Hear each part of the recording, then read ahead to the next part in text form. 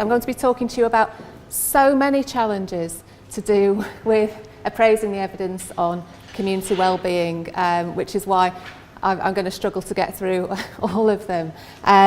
So I shall crack on.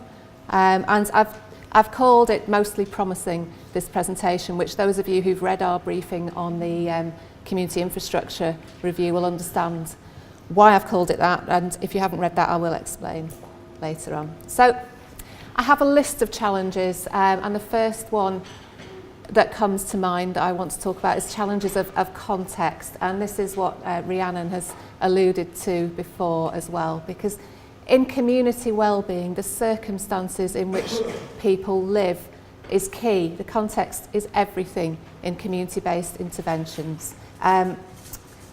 One of the reasons for that is transferability, so what works in one setting for one group of people might not necessarily transfer very well to somewhere else, and we've seen evidence of that in previous work. And again, if anyone wants an example of that, I can talk to you about it afterwards. But also because really, how realistic is it to improve people's happiness on an individual level when the people who aren't sure where their next meal's going to come from, how they're going to pay the rent, people who are scared to go out of their front door, is really thinking more positively and improving your life satisfaction on a particular day, really going to make that much of a sustainable difference to your well-being and to the well-being of the community. Okay, so that's all I'm going to say about social determinants of health and well-being for now, because I could take an hour to talk about that. But also the mechanisms of change as well in improving the well-being of a community is probably is more complex than improving well-being on an individual level. Okay, so our response immediately before we even started to look at the evidence was to propose a working theory of change for community wellbeing, about how it's linked to individual wellbeing and how it's linked to the conditions in which people live. And Rhiannon showed you that on a slide earlier, and it's available on the website. We also did sense checking at the beginning as in our collaborative development phase. We spent that 6 months, as the other programmes did, talking to people from communities and from wider networks about what was important to them, what do they want to know, how do they need that evidence. And at the end, which was really crucial, our public hearings, which we used to call them expert hearings, not because we're the experts presenting it to people about what you should do, but because they're the experts and we're learning from them about whether what we've done is useful. And hopefully it is, because we checked with them at the beginning. And the third way that we tried to address this challenge of context and transferability was to include a checklist in our evidence reviews of transferability. So, okay, this is a very context-specific intervention, but really looking at all these elements, how transferable might it be to other contexts? Okay, I wouldn't say we got that right, but at least we made a start and adapted it. So our second challenge, challenges of relevance. Okay, so how did we establish that what we were doing was going to be useful to people? Okay, so I'm going to use our social relations review and the pathway that we took to complete that as an example. It's not the only review that we did, and Rhiannon showed you all the other reviews that we did. But what social relations was identified as one of the key topics in our collaborative development work. And the first thing that we did was a very rapid scoping review of all those key topics that people came up with. I think we had a list of nearly 50 topics that people came up with that they wanted to know about. And obviously, realistically, in our 3-year programme, we couldn't, or 2 years really, of doing the evidence reviews, we couldn't address all of those. So what we did something called a Goldilocks list of for each of these topics, which of them had evidence, where evidence existed, okay, that hadn't yet been pulled together in systematic reviews, and where it didn't look like there was going to be enough evidence to make it worthwhile spending time reviewing that. Could make recommendations that people should do primary research, but for the evidence review programme, perhaps not. Okay, so we narrowed it down by doing that. And then what works to boost social relations was one of the topics that was identified as there's a lot of evidence out here, and it's not really been pulled together in a very systematic way. But because there was so much evidence, we then did a systematic scoping review of reviews before we started the systematic review to map the evidence and identify the gaps. Okay, so those are all the databases that we searched, and very importantly, we searched the grey literature because from previous work we're aware that there's this gap between research and practice, particularly when it comes to community-based interventions. What people are doing in real life in the community isn't very often, it doesn't match that well to what people are writing about in academic journals, particularly the community-led interventions, okay, because they're not being run by academics who are going to write it up and publish it. So that's why we look very hard for grey literature. For that review, we screened 11,257 records, included 34, and these were all reviews, and these were the findings from that review. And again, our scoping review is available on the website. One of our key findings is that it's easier to improve neighbourliness, social relations, through encouraging local understanding and action than by large-scale policies. Okay, so it's all about hyperlocalism, as Nancy's called it. We also identified gaps. That was the other purpose of doing this scoping review of reviews. These were the 4 main gaps that we identified: social isolation, loneliness in younger people, volunteering, again in younger people, social network analysis, which is an up-and-coming kind of evidence that we didn't really feel there was enough to review at this time, but there will be in the future. And then we chose to focus on community infrastructure, places and spaces for our full systematic review. Okay, so these were our questions. Okay, so there's effectiveness question. There's a question about barriers and facilitators which affect the implementation or effectiveness of those interventions, and what are people's subjective experiences of these interventions in relation to social relations and community wellbeing. This, although the scoping review in a way was meant to narrow down the topic, because we were then looking at primary studies, we had to look at more. So it's a challenge of scale as well. 21,337 studies were looked at, and as Rhiannon said, it was a huge review, and we included 51. Okay. Before we started doing that, we had to define a few things. So for a start, we had to define what do we mean by community infrastructure, places and spaces. That took a while. We had an advisory group who we consulted about this. And this is what we came up with: public places and bumping places designed for people to meet, places where people meet informally or are used as meeting places, or services that can facilitate access to places to meet. Okay.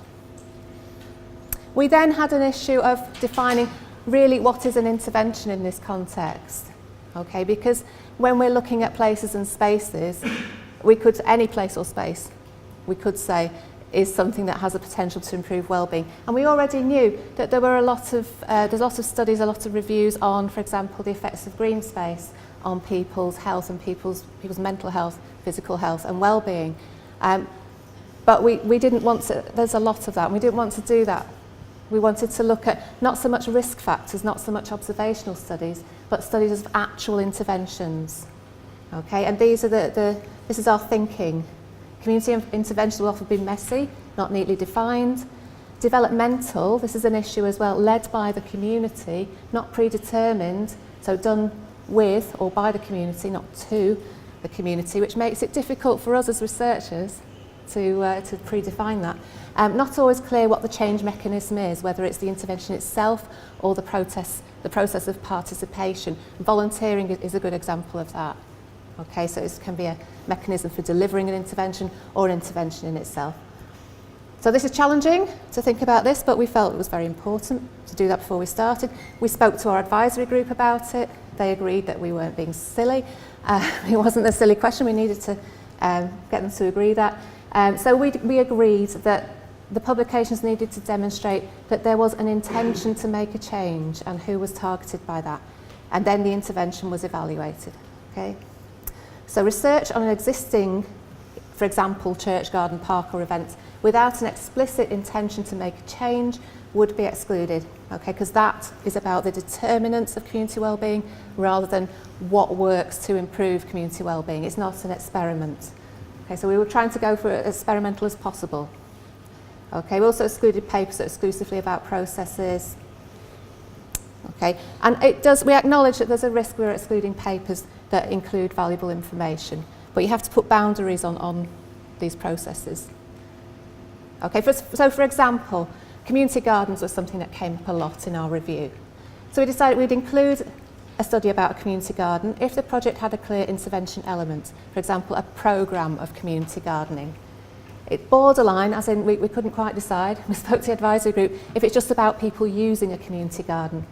We could include it if people were actively engaged, exclude it if it's a general study about the health benefits of gardens in a community. Okay, and then there's all these other things. And one of them is time lag. So once upon a time, a church or a park was an intervention because someone built that church or decided to put that park there. Okay, so where do we draw the line about whether it's an intervention or not?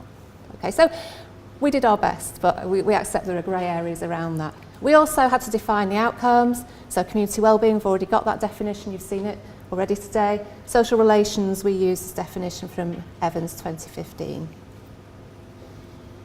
Now, before we started our systematic review, we again took a step back and thought, okay, just because we've got a definition of community wellbeing, that doesn't mean that's how everybody else is defining community wellbeing. And in all the studies we're going to find, are they going to be consistent in how they define community wellbeing? We didn't think so. And how are we going to pull that together? So we did a systematic scoping review of indicators of community wellbeing. We limited it to studies in the last 5 years in the UK. Found 47 relevant articles with 43 indicators or measures. Not got time to say very much about that, except it was quite helpful. We thought there would be a lot of different ones, and we were right. We thought that based on the NIHR-funded study of community engagement, which found a lot. So these were the synonyms that we found for community wellbeing. So only 4 studies actually called it community wellbeing, and then we had all these other synonyms as well, which didn't surprise us, but it did help us with developing our search strategy. We could put all of those in.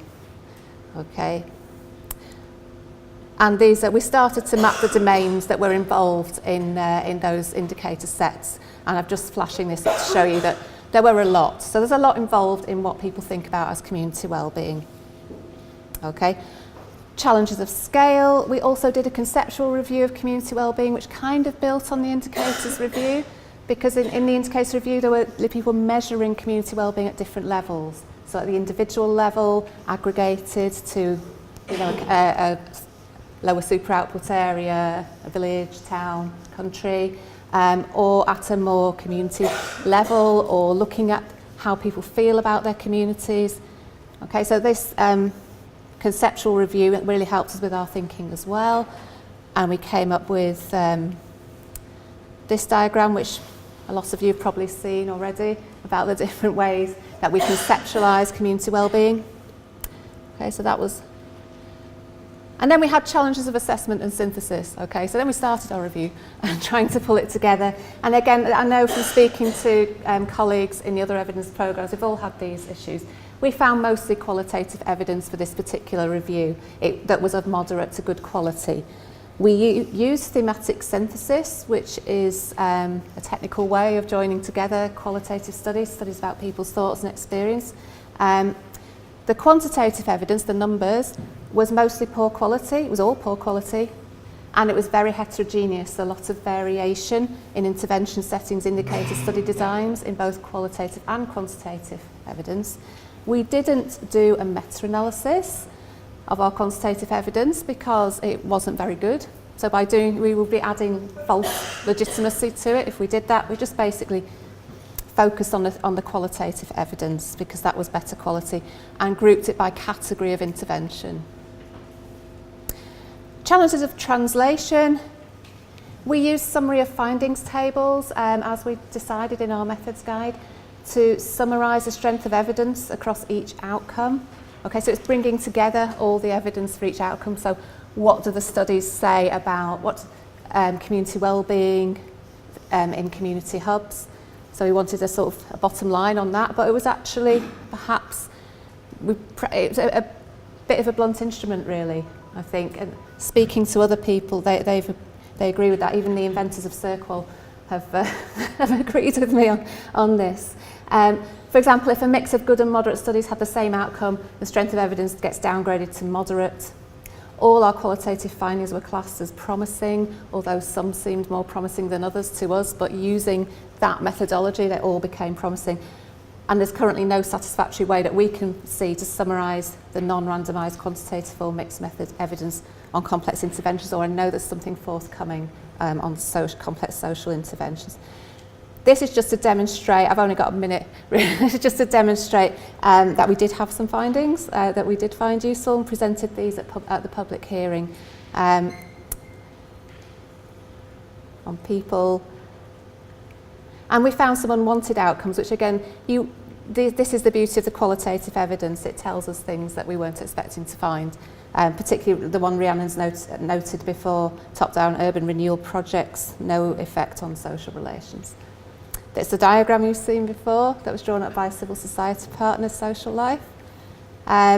These were common themes about how to do this. This is from the process, the barriers and facilitators question. And these themes were common across all types of interventions, place and space interventions, how to get to make these changes, the process of making the change. And it's about involving local people, so it's sort of linked up with our co-production and joint decision-making review. And to summarise the successes, okay, so collaborative development led to relevant reviews. There's a list of all the things that we've done, which I felt quite exhausted writing out. On our public hearings, the deliberative process that we use to share knowledge with and from the stakeholders, combined with a civil society organisation involvement, led to relevant outputs. And for me, like, the biggest challenge in a way is just hanging on to this notion that we're here to make a difference. So we can make recommendations about how to improve the methodology, which we are doing, and we can make recommendations about how to improve the evidence base and evaluate interventions better and do interventions better. But if we wait for all that to happen and then evaluate, it, we'll be waiting 10, 20 years. So we have to do what we can with the best available evidence that we've got now.